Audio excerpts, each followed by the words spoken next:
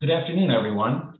We have a stream of guests coming into the webinar, so we'll wait a few moments to ensure that everyone has a chance to get in before we begin today's presentation.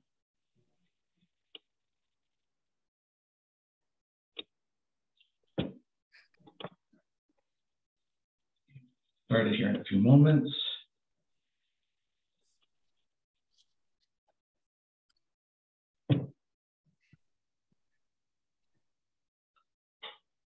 Okay, it looks like almost everyone is in, so we can get started. We'd like to welcome you on behalf of Landmarks Illinois to our Snapshot lecture series. My name is Quinn Adamowski, and I serve as the Regional Advocacy Manager for Landmarks Illinois. And we're excited to have you here with us today. I would like to first begin by thanking our dedicated and generous members and supporters. Our impact in communities across the state is a direct result of your contributions to Landmarks Illinois. This includes our generous Preservation Snapshot sponsors, C&H Custom Millwork and Jack Corp. Their support ensures that we can host a lecture series for you on a regular basis at a low cost. I also want to say a special thank you to our annual corporate sponsors. As you can see, we have a remarkable number of companies who support all of our work at Landmarks Illinois. And if you have a company who is interested in supporting our work, we would be happy to speak with you. You can reach out to Tiffany Williams, our Director of Corporate Giving and Events. Again, thank you to our generous sponsors. I also want to thank all the members of Landmarks Illinois who are joining us today. For those of you who aren't familiar with Landmarks Illinois, we are a nonprofit, membership-based organization empowering people to save special places throughout the state. Membership support is essential to our success in advocacy, education, and the programs that we offer. If you're currently not a member, I hope you will consider joining us today by visiting landmarks.org. A little bit of Zoom housekeeping. This presentation is being recorded and will be available on Landmarks Illinois' YouTube channel for future use. And we will also have time for questions and answers at the end of the presentation today. So feel free to submit your questions through the Zoom Q&A feature found in the toolbar at the bottom of your screen. I also want to invite you to some upcoming events. Coming up on November 4th, we are excited to welcome members, supporters, and friends to our annual Richard H. Driehaus Foundation Preservation Awards. The evening celebration will be held at the historic Chicago Cultural Center and the Grand Army of the Republic Hall. The evening will include an award ceremony that will honor the 9 2022 Preservation Award-winning projects, and of course, the people who made them possible. The ceremony will also be available as a virtual presentation to reach Landmarks Illinois' broad base of constituents across the state. Look for more information on this very popular feel-good event at landmarks.org. We also want to highlight the next Preservation Snapshots, which will be titled Economic Development in Illinois' Commercial Corridors. That event will take place on Thursday, November 17th at noon, so please mark the calendars. The impetus of that lecture is that our preservation programs help people across the state revitalize historic storefronts, from small communities to large. And those projects often catalyze additional economic development in commercial corridors around the state. So our panel discussion will be with recipients of Landmarks Illinois' loans, grants, and preservation awards. And we want you to hear firsthand accounts of how people across the state are restoring commercial spaces inside historic buildings. So that discussion will include 3 guests. First, we have Nedra Sims-Spears, who is the Executive Director of the Greater Chatham Initiative in Chicago. The Greater Chatham Initiative is the recipient of the 2022 Landmarks Illinois Reinvestment Loan. Second, we'll have Jennifer Lane, the editor, publisher, and owner of the Hardin County Independent in Elizabeth County. They're a recipient of a 2022 Landmarks Illinois Banterra Bank Preservation Southern Illinois grant. And third, we'll have Stowe Olson, the general manager at the Broad Gauge Restaurant in Petersburg. Broad Gauge is a recipient of the one of the recipients of the 2022 Landmarks Illinois Richard H. Driehaus Foundation Preservation Award. And that discussion will be moderated by our colleague, Suzanne German, who is the Director of Reinvestment. On to today's lecture. A look back at the Suburban Cook County Recent Past Survey. This survey is a 16-year effort to survey non-residential suburban Chicago buildings dating from 1935 to 1975, a period commonly referred to as the recent past. Almost 4,100 commercial, institutional, office, and religious structures were identified in more than 53 suburban communities throughout Cook County. The survey was undertaken in coordination with Landmarks Illinois by the School of the Art Institute of Chicago's Graduate Program in Historic Preservation. We have 3 speakers today. This includes our former colleague, Lisa DiChiera, who was the Director of Advocacy. We also have Charlie Pipal, who is an adjunct professor at the School of the Art Institute of Chicago's Historic Preservation Department. And we have Sheila Webb, who is a graduate of the Historic Preservation Program at the School of the Art Institute of Chicago. So please welcome our first speaker, Lisa DiChiera. Good afternoon, everyone. Thank you for having me, and it's great to be back. I'm really excited to talk about this presentation with Charlie Pipal and Sheila today, because the Recent Past Survey Project was really one of my most favorite initiatives at Landmarks Illinois during my years with the organization. So really, again, happy to be here today. We want to just start out to give you some background on how this initiative came to be. And it's an interesting story because it's been a really wonderful partnership between the Historic Preservation Graduate Program in Historic Preservation at School of the Art Institute of Chicago and Landmarks Illinois. And the way this came to be is because of Jim Peters, who many of you know in our historic preservation community here in Chicago and Chicagoland.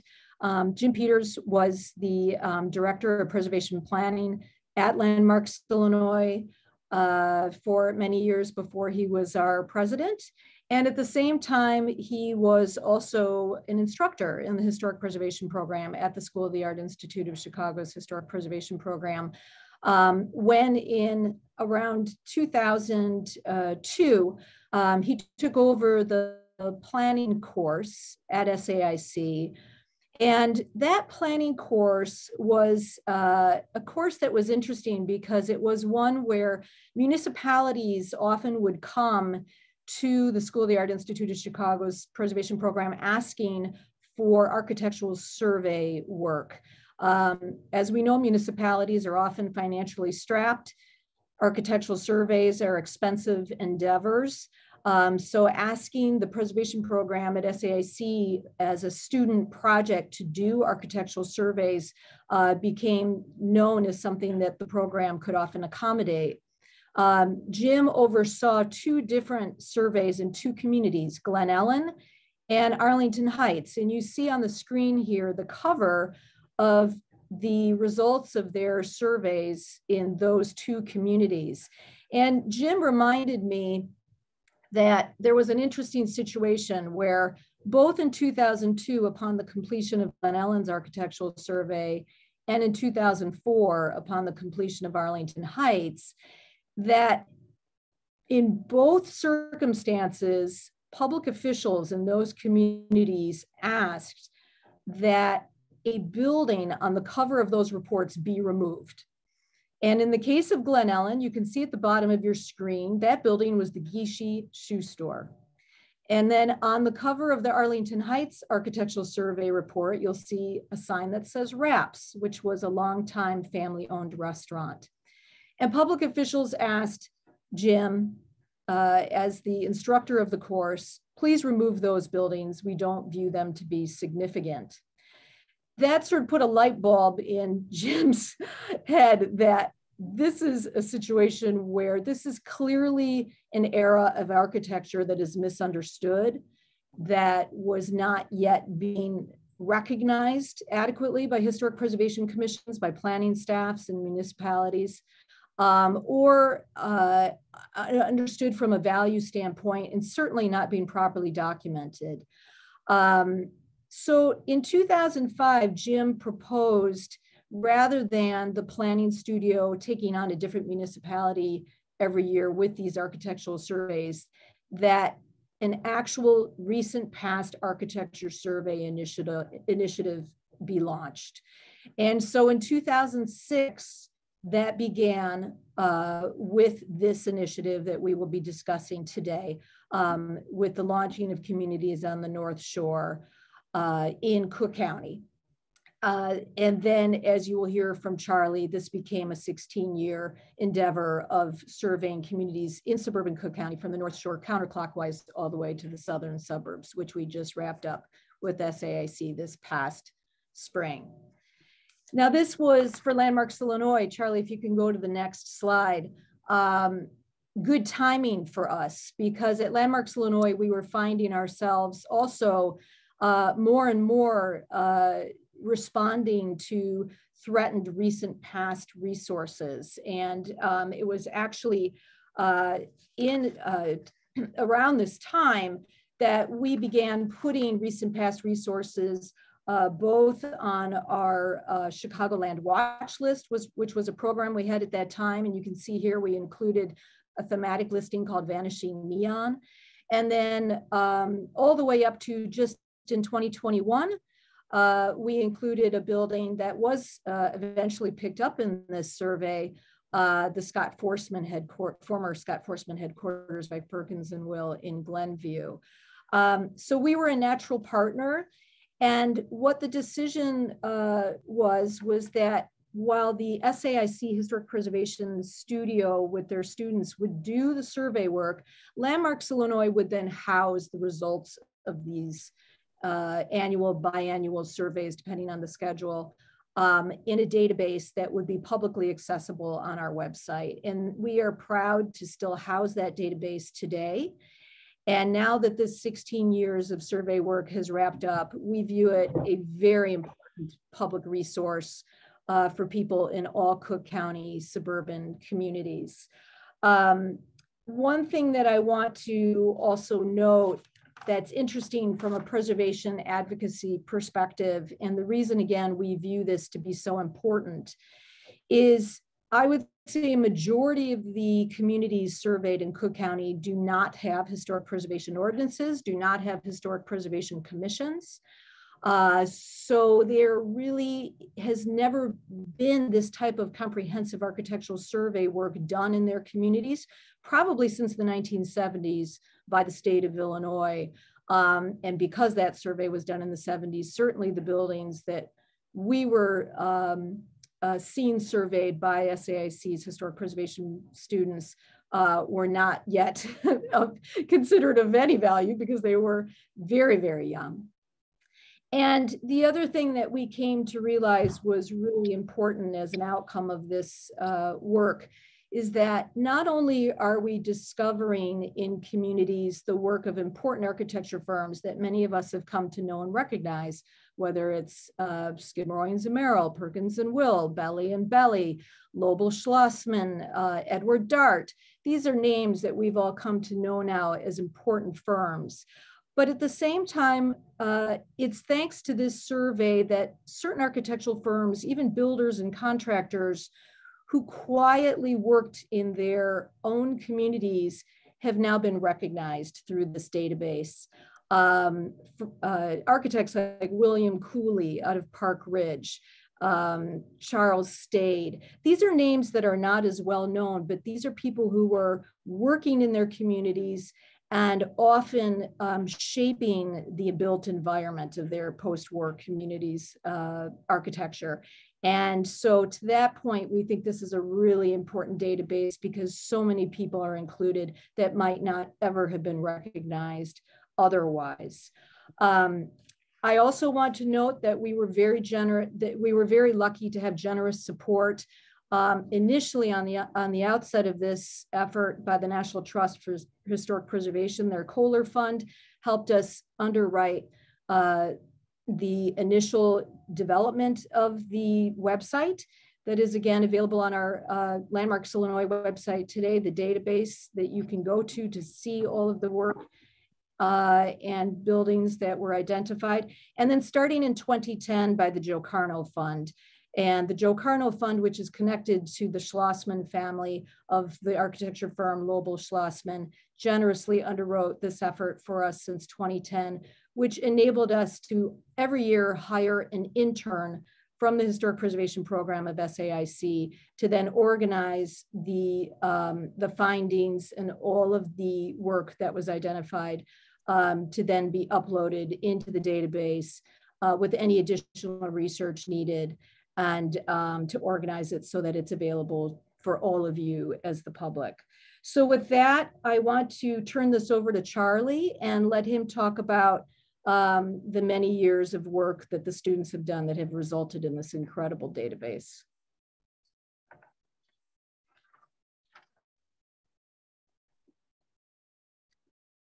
There we go. Thanks, Lisa. I appreciate that.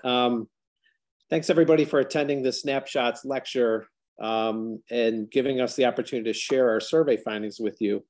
As Lisa stated, this project was the culmination of years of work by the staff of Landmarks Illinois and faculty and students from the Historic Preservation Program at SAIC.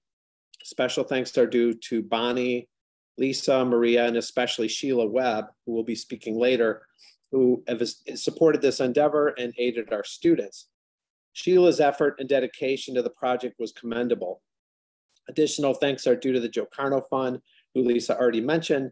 And finally, I'd like to thank the over 100 students that participated in this survey over the past 12 years, because it was your work that led to the over 4,000 resources being documented. My name is Charlie Pipal, as Lisa stated, and I'm a faculty member at the School of the Art Institute in Historic Preservation. It's been one of my roles to teach the Preservation Planning Studio, a course I've directed since 2010. In that class, we study the process of conducting an historic resources survey and include the basics on style identification, dating buildings, conducting preliminary research, data collection, archiving standards, and utilizing digital tools. The genesis of this survey, as Lisa stated, came from Jim Peters, who previously taught this course, where students learn and apply survey methodology to actual projects. As Lisa had discussed, Jim noticed that historic resources from the recent past period were largely underappreciated and disappearing from the landscape at an alarming rate without much notice or fanfare. These contributors to our built environment, still active in our collective memory, were considered too new to be historic and too old to be fresh and current. That puts them in a particularly vulnerable position. So Jim and the students began their survey work in earnest during the fall of 2006 in suburban Cook County after noticing there were large concentrations of resources just outside the Chicago city limits.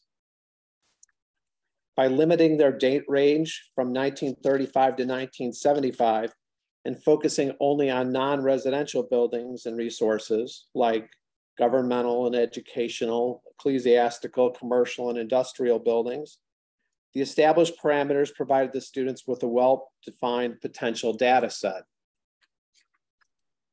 Jim's work began in suburban Cook, due north of Chicago, along the lakeshore communities. Starting in Evanston, work continued each year with a new class cohort in a counterclockwise direction around the city of Chicago. Eilish Tuffy took over as survey director in 2008, and in 2 years surveyed the several municipalities found within Leiden, Norwood, Proviso, and River Forest townships. Finally, I took over the survey direction in the fall of 2010, where we continued our efforts in the municipalities of Forest Park, North Riverside, Melrose Park, and River Grove. Here you can see sort of the sequence in different colors.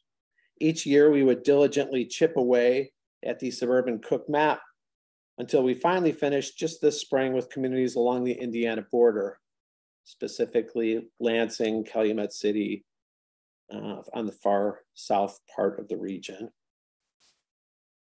The purpose of the survey, as all surveys, was to document those buildings of merit and to help build a constituency for these underappreciated resources.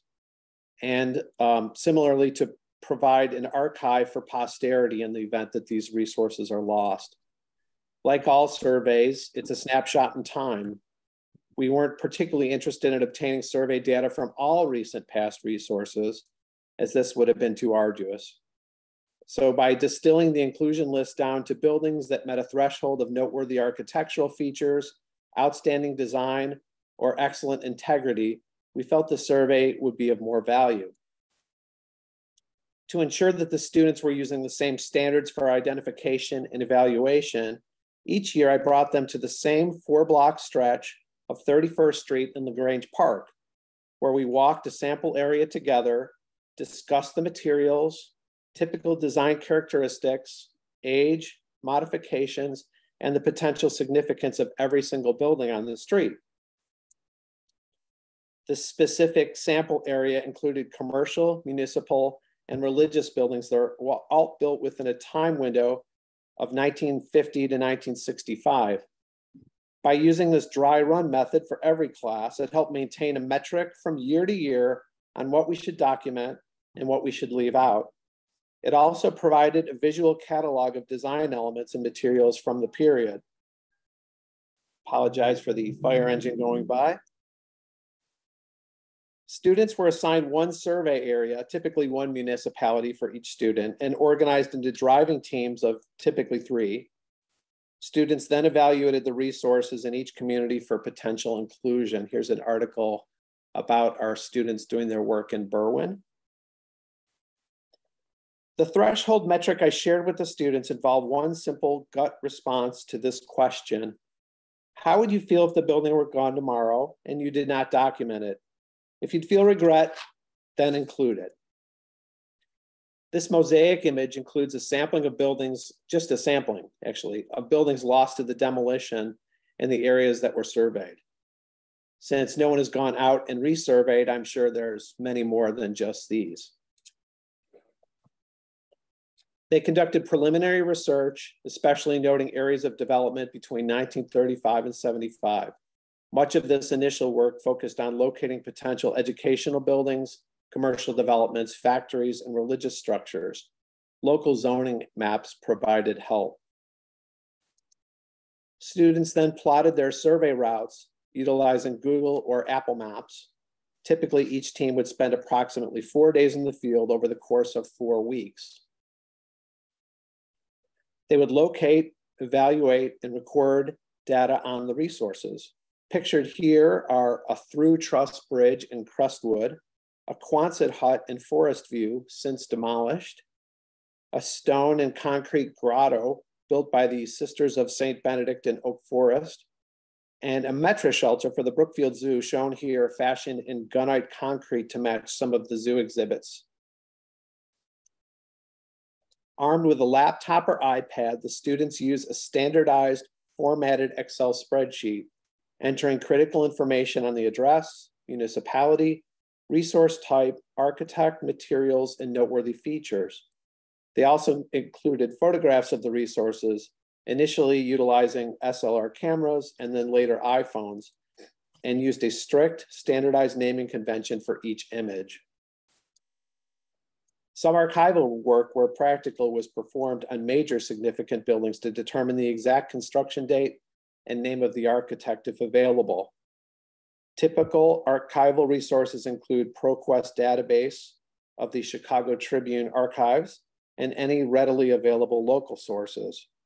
Permit records in most of these municipalities were incomplete or not indexed, so typically they were not resources that we could use. After the work was completed and reviewed, it was transferred to Landmarks Illinois staff for uploading to an online searchable database. I would encourage you to visit this database after we're all done here. This is what the page looks like. The parameters allow anyone with access to the web to search the survey by building type, street, municipality, date of construction, use, and architect. It's a very powerful tool for future researchers and people interested in shaping public policy on how to address these resources. At the completion of each year's work, we typically provided a public presentation in the community of survey highlights. Unfortunately, due to COVID-19, this was curtailed at the end of the survey. Students also provided an executive summary handout for those meetings for each municipality. Although this was not universally employed throughout the entire duration of the survey, this provided students with the opportunity to pare down their findings into one easily digestible handout. During COVID-19, the survey ran into some challenges. Our project depended on students collaborating in a closed vehicle for a long time. Rather than suspend the survey, we decided to utilize digital tools at hand and do as much as possible by using Google Street View. There were obvious limitations to this. Specifically, do the images shown reflect the current conditions? Maybe there's trees or cars in the way. In the end, utilizing Street View was valuable though, as it provided enough first pass information to eliminate buildings and flag those that called for additional follow-up. The change in technology was very noticeable over the 16-year duration of the survey. At the start, photos were taken with 35mm single reflex cameras. Initially, image quality wasn't great due to light metering limitations and the number of pixels available per image for those cameras. As iPhone camera technology got better, higher quality photos were much easier to take as time progressed. And even in our final year, one student, Tom McGrath, utilized drone footage to obtain aerial images of a very large site. This one from Tinley Park. Even as technology changes, though, it's important to note that the initial methodology, essentially how you perform the survey, should remain the same. You can make minor tweaks like substituting SLR cameras for iPhones, but in order to protect the integrity of the data, the information obtained at the end should be similar in format and collection method to the information from the beginning. For instance, if you have completed half the survey and you suddenly decide to include buildings from the 1980s and 90s, unless you start over, you've tainted the data already collected. To my students, I liken this to switching horses in the middle of a stream. So I want to close by sharing some images of these incredible resources. The buildings our students documented included high-style buildings from prominent architects, like the Hyatt Regency O'Hare here, designed by John Portman in 1971. And high-style unknown architect buildings, like this modernist building from Cook County Department of Public Health in Forest Park, architect unknown. Here's a dramatic Village of Oak Park Village Hall by one of my personal famous architect, Harry Weiss. The building dates from 1975. Probably though, most of the buildings in the survey were vernacular type, built in the style of the day with commonly available materials. Most have no prominent architect of record, or even any architect at all for that matter, like this commercial building in Melrose Park. We were fortunate to see kitsch cultural icons. The Sabre Room in Hickory Hills featured many famous singers from the 1950s and 60s. Its lavish interiors were bejeweled with fascinating materials, including dyed wood veneers and fused glass. Mid-century infrastructure was also documented and included water towers like this multi-column type from Western Springs. This type was later replaced by the golf ball and tee type, which everyone's familiar with, which were then replaced by the fluted column type and finally the standpipe type that's more commonly seen today. Public transit structures were documented. Seen here is the ubiquitous single pier T platform canopy installed along the Eisenhower Expressway to Forest Park by the Chicago Transit Authority. We also found some outstanding educational buildings. Here is the robust Maine West High School Gymnasium from 1959 by Childs and Smith. The iconic firm of Perkins and Will was very active designing educational buildings from this period. Here's the main entry to the South Campus at Lyons Township High School from 1956. The same firm designed the Prairie State College campus in Chicago Heights a decade and a half later. The round towers housing both mechanical and stairs evoke silos seen on the Illinois prairie.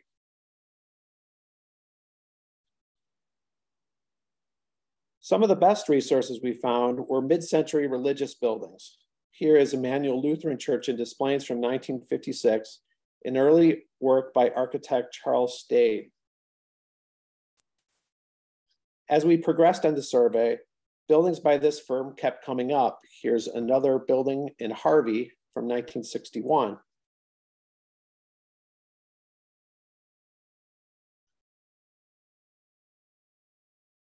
The Hazel Crest First United Lutheran Church from 1961. Let's see, sorry, there it is. We came upon this pristine, sorry about that. We came upon this pristine light-filled space of the Hazel Crest United Methodist Church. Although we were unable to determine if this was state or not, based on the materials, the details, and just the feel of the building, I felt it was probably theirs. I bet it was theirs. And I'm glad that the survey was able to shine light on the work of this outstanding small firm.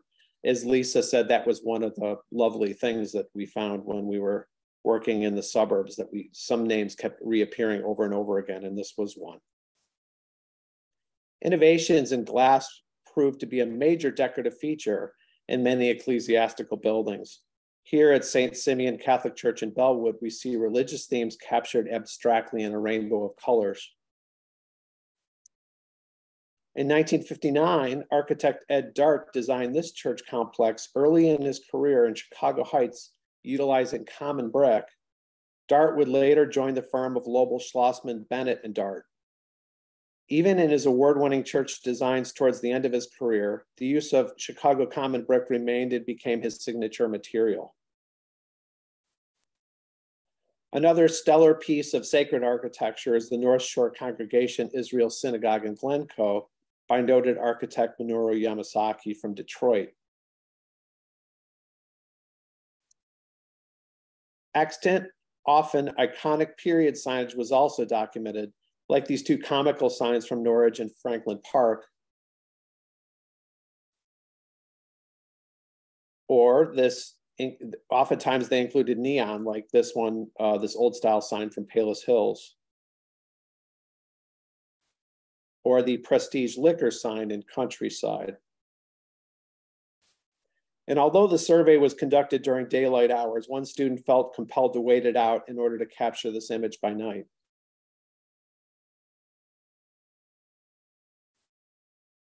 Finally, funerary markers in architecture were some of the most interesting.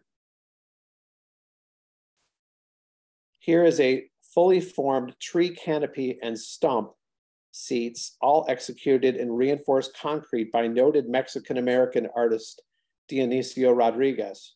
Rodriguez's concrete work, all imitating wood, is found in Texas, Tennessee, and Maryland, and many of his pieces are listed on the National Register of Historic Places.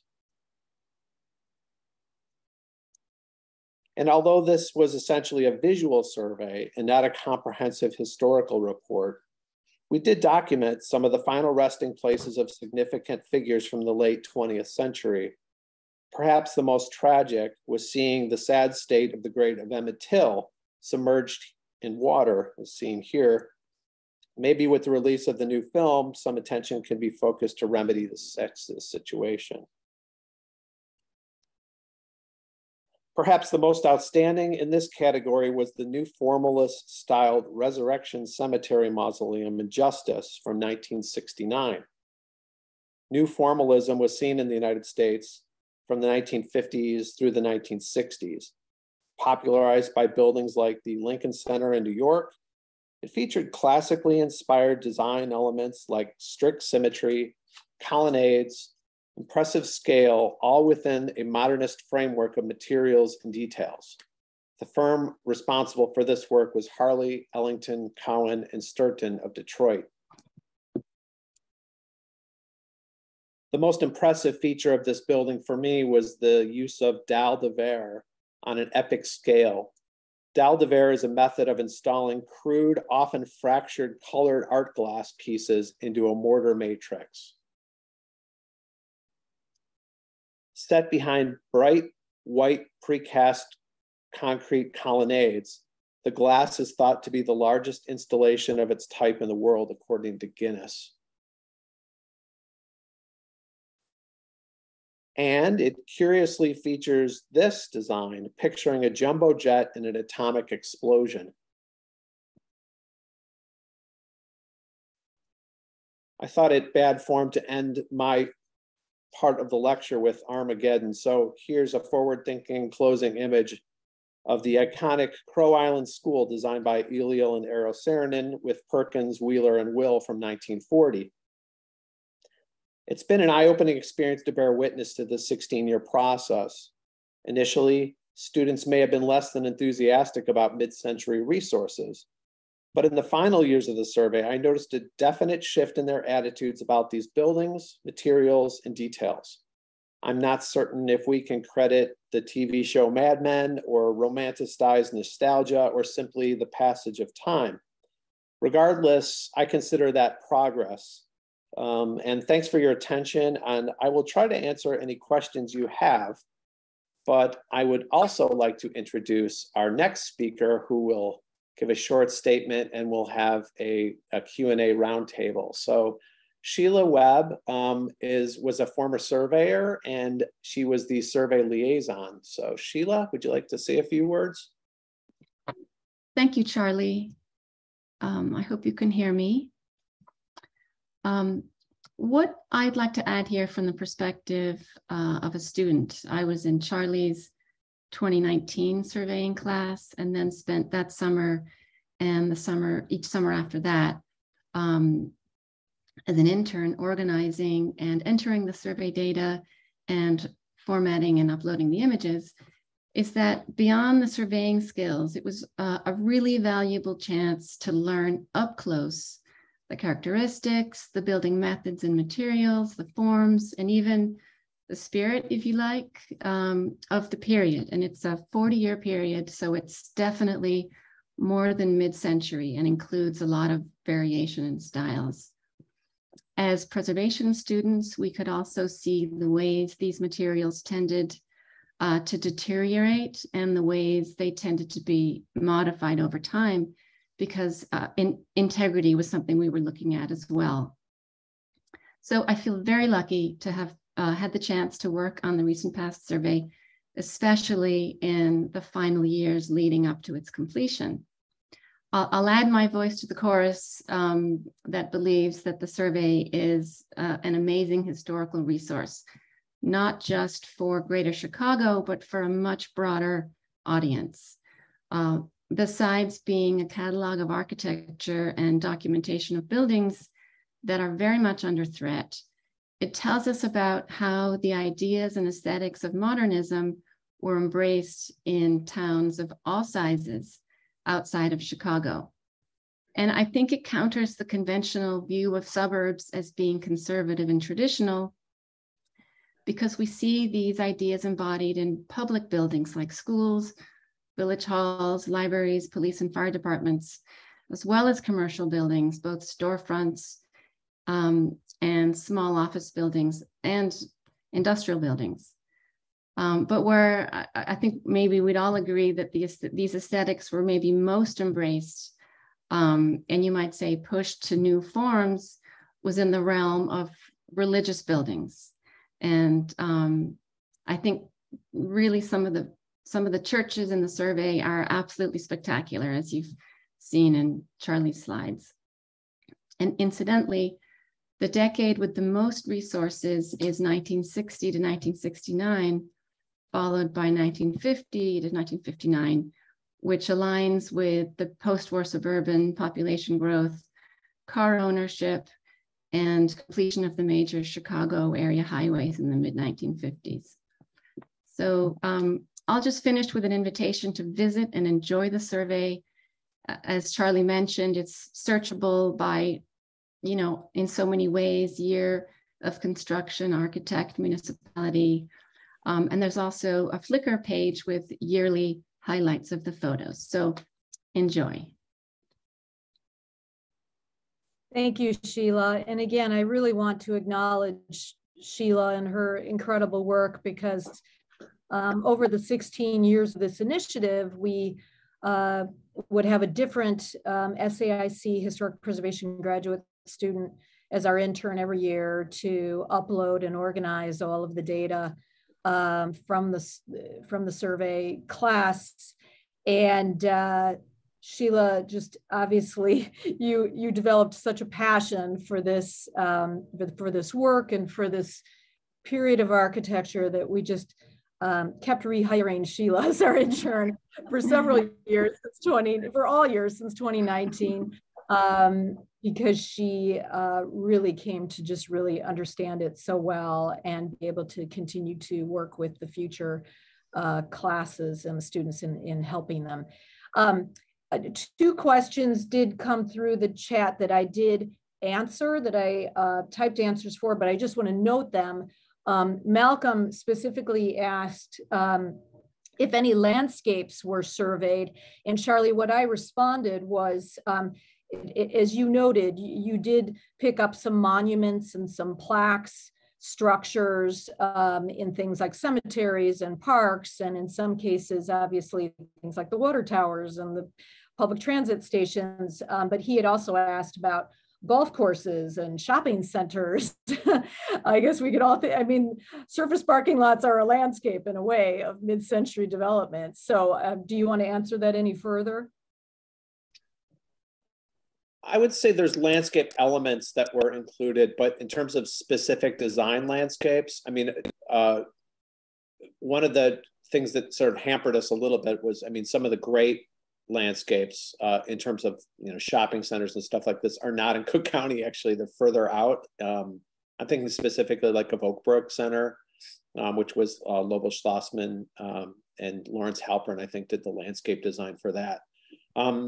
So not like, if we knew about it, if we knew that this was a significant landscape, then yes, we would have picked it up. But more often than not, it was, we were picking up elements within a landscape, like within a cemetery or within, you know, a shopping area or something like that. Signage, you know. Plazas within plazas, right? Yeah, exactly. The Scott Horseman headquarters in Glenview has beautiful landscape. It really is the setting of that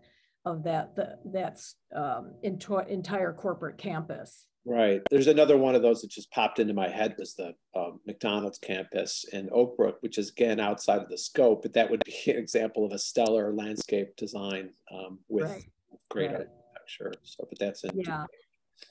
And one thing I want to note is that, you know, 16 years worth of data collection here of documenting this built environment in suburban Cook County. It's going to continue to fold into other future studies that we hope others will take on, whether it's students who continue to come into the School of the Art Institute's Historic Preservation Program. So we would love to think that someone at some point in time may take a look at this database and think about really studying and identifying the landscape features that were part of any of these places that were identified. Or as Jim Peters noted to me at one point in time, it would be wonderful to see someone take on the effort to do a style guide. I mean, one thing that's been incredible about all of this work, all these years, you used the term new formalism, Charlie. There's a lot of stylistic terminology now that's coming out of this period of architecture that some people may be familiar with and some not. And so it's not only trying to maybe find a way to document a style guide of terminology, but also materials. Sheila, you brought up the issue of materials. And maybe one of you can even note, because I know it was brought in the chat, I think by someone at the School of the Art Institute's program. Could you speak specifically to the glass material that was identified, the Dalle de Verre glass? You want me to speak to that? Yeah, someone from SAIC HP. Right. Yeah. So I mean, it's an amazing technique, and it gives a really kind of distinct visual pattern. You know, so you're using crude pieces of often chunk glass that is often fractured. So you get the fractures of the glass, and then it's set within a matrix, typically a type of mortar. Sometimes I think an epoxy was used or mixed in with that mortar. So there's, in terms of like light to dark, just it has a lot of darkness to it. But because think of it almost as like jewels set within a wall. Because of the kind of prismatic effect of the fracturing of the glass, it brings on like another dimension to it. So when you see it up close, I think as I showed from one of my pictures, it just looks kind of bizarre and abstract. But as you sort of pull away from it, you kind of see the images appear. So if you want to see a great example of this that's in the Loop, the Chicago Loop Synagogue has lower windows that are executed in this, this technique. Also a Global Schlossman building, I believe, yes, right? Yeah. So one thing I was going to say that's also interesting about this is there's going to need to be continuous exploration and education about how to conserve some of these materials. Is SAIC's Historic Preservation Program looking to do any of that type of coursework? How does one restore that type of glass? Well, Ann Sullivan's probably on this talk, but you know, she teaches the one that wrote the question. Yeah, so Ann is really up to date on these newer materials, and I guess the challenge of them is so many of them are synthetic materials or newer materials that didn't have sort of a proven lifespan, right? So think like fiberglass or sealants. You know, when you get like a butt glazing joint where it's glass to glass, you have to have a bead of sealant there, and that sealant's going to fail. So it was never really meant to stand the test of time like brick or stone or something like that. And oftentimes the construction details were challenging too, because architects were really pushing their designs. So you see a lot of flat roofs and a lot of butterfly roofs, which lead to interesting drainage issues. As anyone that's worked on a Frank Lloyd Wright building knows, that oftentimes the roof is the problem. So it's not just the materials, but it's also the kind of construction details and the way they were assembled. And yes, it is a consideration, I would say, in our conservation class with materials, and does cover this stuff, but it's an emerging field. So it's not we need to train some emerging conservators in this era of materials. Yeah. Dwayne Haggerty asked, will these building sites be put into a GIS map? It's not the intention of Landmarks Illinois to do that, but certainly our hope is that the municipalities themselves will start paying more attention to the buildings that were picked up in their municipalities and include them in a GIS mapping system for their own planning purposes. That certainly is our hope. To that point, Larry Schur, who's also a graduate of your program, asked if there's going to be an effort to incorporate these findings into the State Historic Preservation Office's Hargis system, and we have not explored that with them, but that is a good question to raise with them, and one that would probably take some substantial grant funding. And I'd like to note that actually Anthony Rubano is like the be-all end-all of mid-century models. So he is a great person to have in that position at the state, and because he's a great advocate for this style. And I know we've reached out to him a few times to give kind of guest lectures to fire the students up about mid-century work. So. Yes.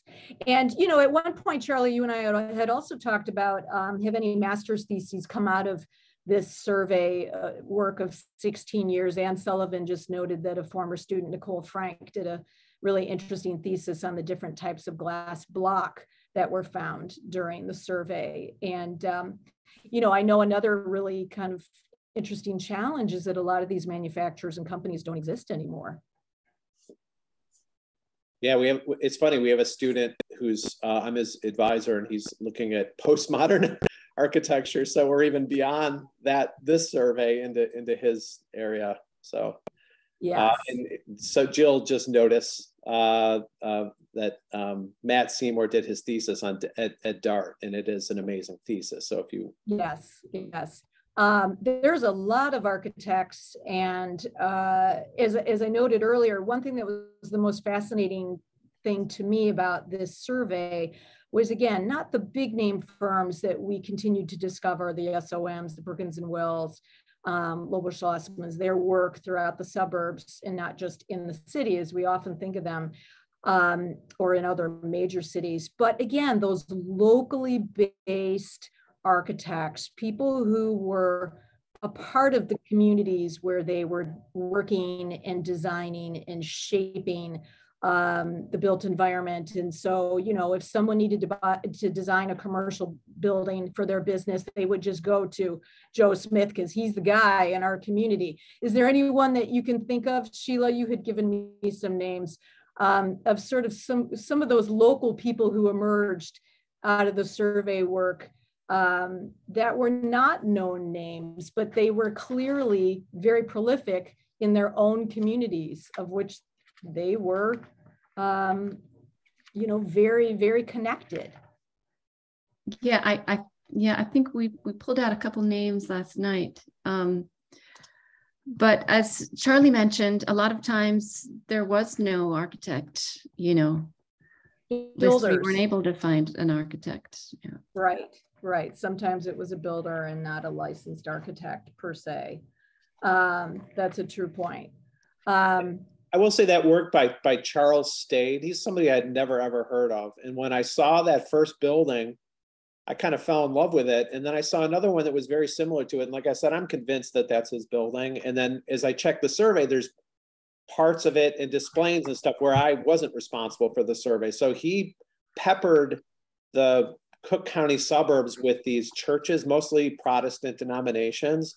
And they're just these really elegant, beautiful buildings. So I would, if you've never heard of Charles Stade before, look up his buildings because there's something special. Yeah, Stade, S-T-A-D-E, correct?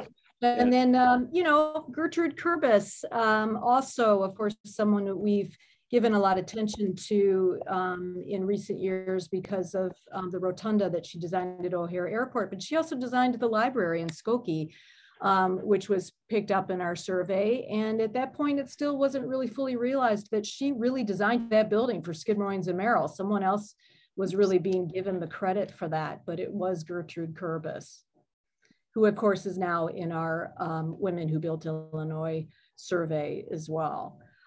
Someone has asked, any chance SAIC will continue this survey into the city of Chicago? You know, Preservation Chicago is tonight doing a session on the mid-century architecture of Peterson Avenue.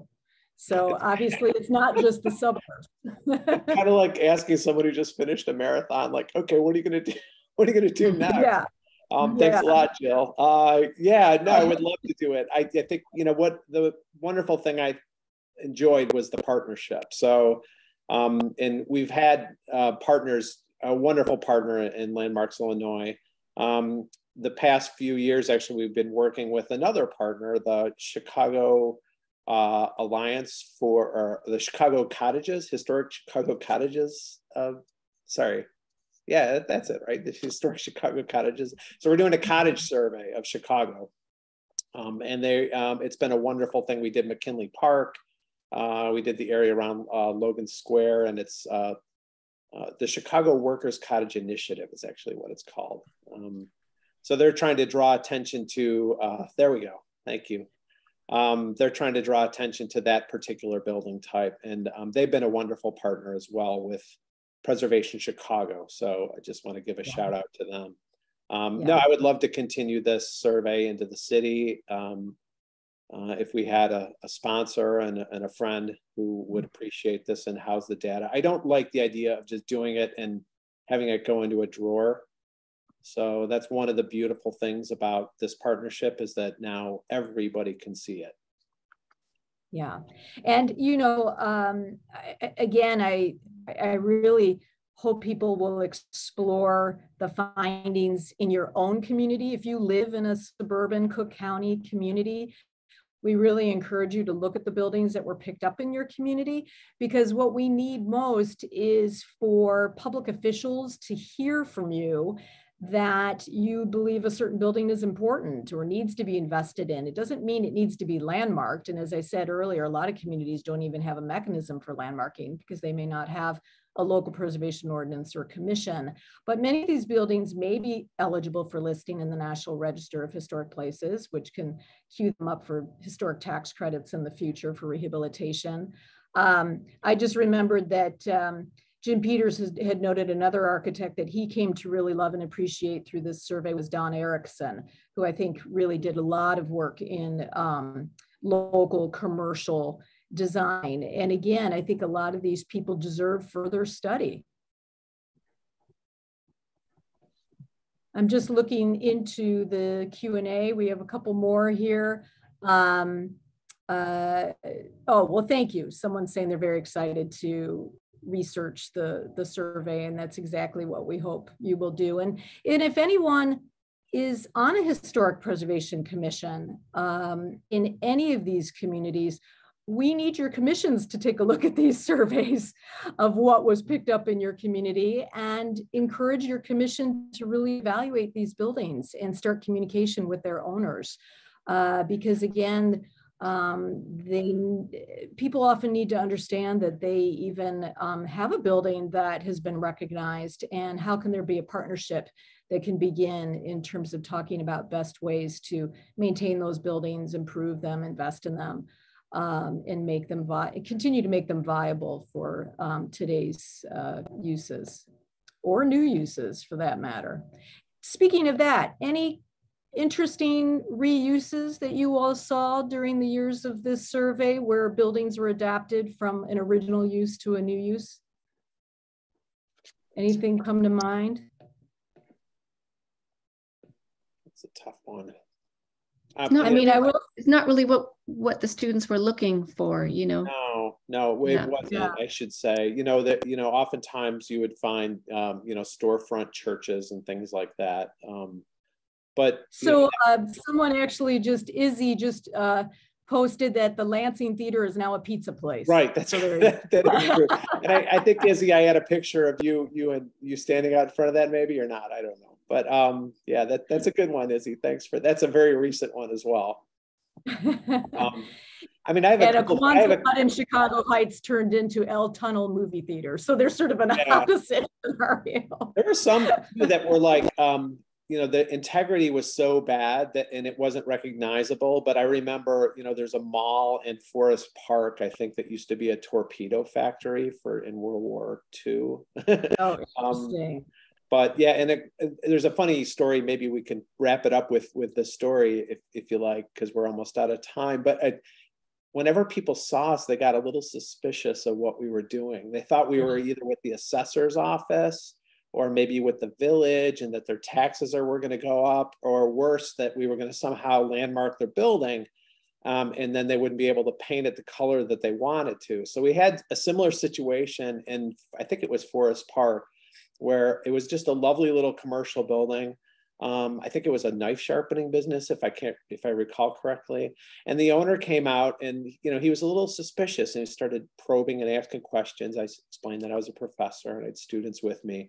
And initially it was sort of hostile. And then after we described that we appreciated the building, suddenly he opened up, and he actually brought us into the building, and he rolled out the original drawings because his father built it.